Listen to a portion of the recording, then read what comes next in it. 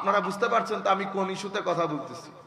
হ্যাঁ, বাংলাদেশের ট্রান্সজেন্ডার একটা ইস্যু চলতেছে না এখন, শরীফা। আমরা ওই বিষয়গুলোর মধ্যে ঢুকবো না, এটা আমাদের ঘৃণা হয়, আমরা ওই বিষয়গুলোর মধ্যে যাব না। আমরা শুধু এটার একটা প্রেক্ষাপট বলবো। কোরআনে পাকের মধ্যে আল্লাহ রাব্বুল আলামিন ইরশাদ করছেন আমার নবীকে, হাবিব ওয়ালাম তারদা আনকাল ইহুদ ওয়ালান নাসারা হাত্তা তাত্তাবিআ মিল্লাতাহুম। ইয়া রাসূলুল্লাহ সাল্লাল্লাহু আলাইহি ওয়াসাল্লাম, এই ইহুদ এবং খ্রিস্টান এরা কখনো আপনার উপর সন্তুষ্ট হবে না, যাই করেন আপনি। পুরা পৃথিবীর মধ্যে আপনি সবুজে সবুজ করেন, পৃথিবীকে শান্ত করেন, পৃথিবীর মধ্যে সমতা, আইন, শান্তি সবকিছু প্রতিষ্ঠা করেন, কোনো কিছুতে আপনি এই দুই জাতিকে আপনি সন্তুষ্ট করতে পারবেন না। এখানে আরো এক জাতির কথা উজ্জ্বল আছে, মুশরিকিন। তাইলে ইহুদ, নাসারা, মুশরিকিন। কিন্তু আবার আল্লাহ বলছেন যে আবার এই তিন জাতির মধ্যে তোমাদের কিছুটা কাছে পাবা তোমরা খ্রিস্টানদেরকে, apart from two other nations. আমার নবীকে বলছে, হাবিব এরা কখনো আপনার উপর, আপনি তাদেরকে সন্তুষ্ট করতে পারবেন না, এরা কখনো আপনার উপর সন্তুষ্ট হবে না। কতক্ষণ? যতক্ষণ পর্যন্ত আপনি তাদের মত, আমার শব্দগুলা খেয়াল করবেন, তাদের মত, তাদের পথ, তাদের আদর্শ, তাদের চিন্তাধারা, তাদের জীবনধারা, যতক্ষণ পর্যন্ত আপনি তাদের মতো করে চিন্তা না করবেন, দয়া করে এটা শুনলে আপনি পরবর্তী কথাগুলো বুঝতে পারবেন। যতক্ষণ আপনি তাদের মতো করে চিন্তা না করবেন, যতক্ষণ আপনি তাদের জীবনধারায় অভ্যস্ত না হবেন, যতক্ষণ পর্যন্ত তাদের যে culture, tradition, norms, values, ethics, এই সমস্ত নীতি নৈতিকতা, জীবনধারা, যতক্ষণ পর্যন্ত আপনি তাদেরগুলা গ্রহণ না করবেন, আপনি তাদেরকে খুশি করতে পারবেন না। কোন হাবিব আপনি বলে দিন, ইন্না হুদাল্লাহি হুয়াল হুদা। আমি কারো কাছ থেকে জীবনধারা, রীতি নীতি, আমার চালচলন, আমার ভ্যালিউস, আমার শিক্ষা, আমার ট্র্যাডিশন, আমার কালচার, আমার সোশ্যাল নর্মস, কোনো কিছু কোনো জাতির কাছ থেকে নিতে হবে না। আমাকে যা দেওয়ার আমার আল্লাহ দিয়ে দিয়েছেন, আমার আল্লাহ দিয়ে দিয়েছেন। কি দিয়েছেন? আমাকে তালিমও দিয়েছেন, তরবিয়তও দিয়েছেন। তালিম কোরআনে পাক, তরবিয়ত আমার নবী সাল্লাল্লাহু আলাইহি ওয়াসাল্লাম। তালিম কি? কোরআন। তালিম কি? কোরআন। তরবিয়ত কি? আমার নবী। তালিম মানে কোরআনের শিক্ষা, তার প্র্যাকটিক্যাল ডেমনস্ট্রেশন হচ্ছে আমার নবী সাল্লাল্লাহু আলাইহি ওয়াসাল্লাম। সেই কারণে আল্লাহ আমাদেরকে সামি বানিয়েছেন, বসির বানিয়েছেন। আমরা শুনি, আমরা দেখি, কোরআনের আয়াত শুনি। এখন শোনা কথা দিয়ে আমি আর কতক্ষণ চলবো? তো আমার আল্লাহ কোরআনের আয়াতগুলা দেখার ব্যবস্থা করে দিয়েছেন। কান দিয়ে কোরআনের আয়াত শুনি, চোখ দিয়ে আমার নবীর দিকে তাকায়, তো প্রত্যেকটা আয়াত আমার নবী মক্কার প্রান্তরে, মদিনার প্রান্তরে, যেখানে গেছে আমার নবী জ্বলন্ত কোরআন হাতে, জ্বলন্ত কোরআন হাতে। কারি কেরাত পরে আমরা শুনি, আমার নবী সাল্লাল্লাহু আলাইহি ওয়াসাল্লামের উঠা বসা, চালচলন, কথাবার্তা, ধরন, গঠন, আকৃতি, প্রকৃতি সবকিছুর মাধ্যমে আমরা জিন্দা কোরআনকে রাস্তার মধ্যে দেখতে পাই। ঠিক সেভাবে আমার নবী দুনিয়া থেকে চলে যাওয়ার পরে আমরা তো আর নবী দেখছি না। আমরা কাদেরকে দেখি? আমরা আল্লাহর ওলি উলামায়ে রব্বানীদেরকে দেখি। তাইলে পীর সাহেবকে, পীর সাহেব হচ্ছে তরবিয়ত। পীর সাহেবকে তরবিয়ত। তালিম কোনটা? তালিম কোরআন এবং সুন্নাহ। কোরআন এবং আমার জন্য তরবিয়ত এক স্টেপ বেড়ে গেছে। সুতরাং পীরের সাথে, মুর্শিদের সাথে তরবিয়তের সম্পর্ক, অন্য কোনো সম্পর্ক নাই। আপনারা বুঝতে পেরেছেন? কুল ইন্না হুদাল্লাহি হুয়াল হুদা ওয়ালা ইন ইত্তাবা'তা আহওয়াহুম মিন বাদি মা জাআকা মিনাল ইলম। আমাদেরকে বলা হচ্ছে আমার আল্লাহর পক্ষ থেকে ইলম আসার পরে, পরিপূর্ণ রূপে সবকিছুর বর্ণনা ক্লিয়ারলি আসার পরে আমরা পৃথিবীর অন্য কাউকে অনুসরণ করা মানে হচ্ছে নিজের লালসার নিজের কুপ্রবৃত্তির অনুসরণ করা। আমরা যদি এর পরেও পৃথিবীর অন্য কোনো কিছুকে অনুসরণ করি, এটার মানে হচ্ছে আমি আমার কুপ্রবৃত্তির অনুসরণ করা। মা লাকা মিনাল্লাহি মিন ওয়ালিয়্যিন ওয়ালা নাসীর।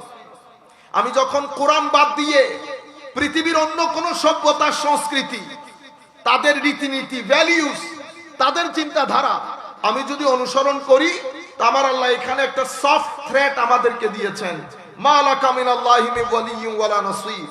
তখন জমিনের মধ্যে আমার সমস্যার সমাধানের জন্য আমার আল্লাহকে না অভিভাবক হিসেবে পাবো, না সাহায্যকারী হিসেবে পাবো। আপনারা বুঝতে পেরেছেন? আমরা আল্লামা ইকবালের একটা কথা শোনাই আপনাদেরকে, মন দিয়ে শুনবেন। আল্লামা ইকবাল বলছেন, আল্লাহ সে করে দূর তো তালিম ভি ফিতনা,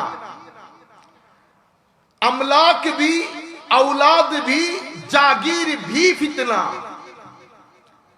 अल्लाह से करे दूर तो तालीम भी फितना, अमलाक भी, औलाद भी, जागीर भी फितना। ना हक के लिए उठे तो शमशीर भी फितना, शमशीर ही क्या नाराए तकबीर भी फितना। আপনারা বুঝতে পেরেছেন? কিছু কিছু চিটাঙের লোক তো বুঝার কথা। আমার আল্লামা ইকবাল বলছেন, আল্লাহ সে করে দূর তো তালিম বি ফিতনা। যেই শিক্ষা আমাকে আমার স্রষ্টা থেকে দূরে সরিয়ে দেবে, স্রষ্টা থেকে দূরে সরানো মানে আমার আল্লাহর পছন্দ অপছন্দ, যেই শিক্ষা ব্যবস্থা আল্লাহর পছন্দ অপছন্দের গুরুত্ব দেবে না, যেই শিক্ষা ব্যবস্থার মার্কাজি সেন্ট্রাল পয়েন্টের মধ্যে আল্লাহ, আল্লাহর প্রতি ঈমান, আল্লাহর আদেশ নিষেধ কোনো কিছুকে তাওয়াক্কা করা হবে না। আল্লামা ইকবাল বলছেন, এই ধরনের শিক্ষা জাতির মধ্যে শুধু ফিতনার সৃষ্টি করবে, জাতিকে সভ্য করবে না। বলছে তালিম না, শুধু আওলাদ বলেন, সম্পদ বলেন, রাজত্ব বলেন, নেতৃত্ব বলেন, সবকিছু ফিতনা, যেটা আমাকে আমার আল্লাহ থেকে দূরে সরিয়ে দেবে। উনি বলছেন, না হক কে লিয়ে উঠে তো শমশীর ভি ফিতনা। যদি আপনার তরবারি হকের বিরুদ্ধে উঠে তো এটাও ফিতনা। আল্লামা ইকবাল বলছে, শমশের আর কি, তালুয়ার আর কি, যদি না হকের জন্য নারায়ে তাকবীর বলেন তো নারায়ে তাকবীরও ফিতনা। আপনারা বুঝতে পেরেছেন? কারবালার প্রান্তরে আমার ইমাম হুসাইনের শাহাদাত নারায়ে তাকবীরের স্লোগান ছিল না? তো আল্লামা ইকবাল বলছে, না হক কে লিয়ে উঠে তো শমশীর ভি ফিতনা, শমশীর হি কিয়া নারায়ে তাকবীর ভি ফিতনা। তো যে নারায়ে তাকবীরের সাথে নারায়ে রিসালাত থাকবে না, সে নারায়ে তাকবীরও ফিতনা, সে নারায়ে তাকবীরও ফিতনা।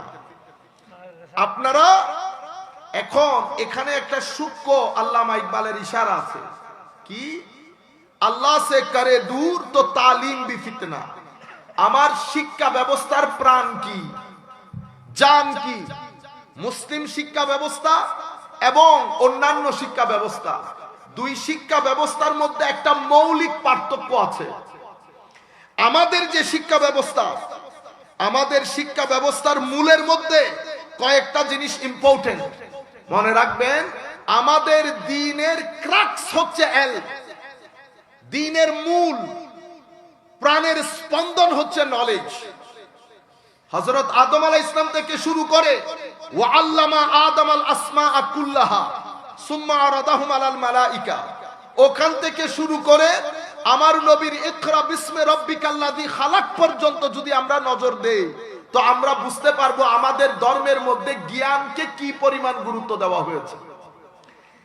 আমার নবীর প্রতি প্রথম যেই ওহী নাজিল হয়েছে, সেই ওহীর মধ্যে ইকরা বিসমে রাব্বিকা, তো রব্বিকার মধ্যে আমাদের শিক্ষা ব্যবস্থার প্রাণ কি হবে সেটা স্পষ্টভাবে উল্লেখ করে দেওয়া হয়েছে।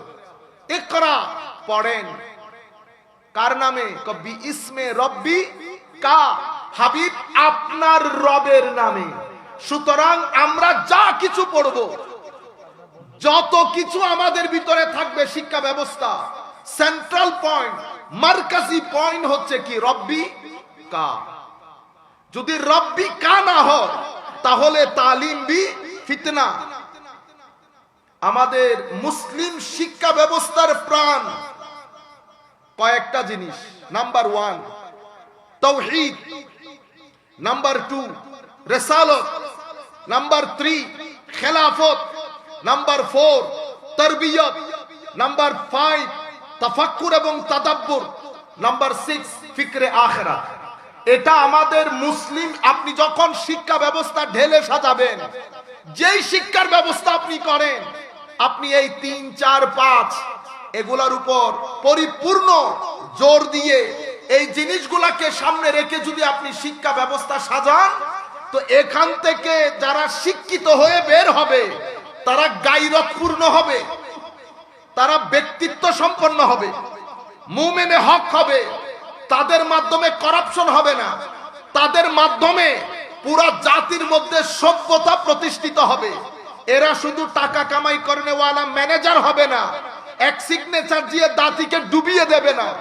এরা, আমি যদি আধুনিক ভাষায় বলি, তো এই মূল যেই শিক্ষা ব্যবস্থার মধ্যে থাকবে, এখান থেকে যখন জাতি বের হবে, কারো সিনা থেকে আবু বকর সিদ্দিকের গন্ধ আসবে, কারো সিনা থেকে ফারুক আজমের খুশবু আসবে, আবু বকর সিদ্দিকের খুশবু আসবে, আলী রাদিয়াল্লাহু আনহুর খুশবু আসবে, কারো তো কেসিমে রঙ্গ আলী, কেসিমে রঙ্গে আলী, কেসিমে বুয়ে হাসান নজরে আসবে।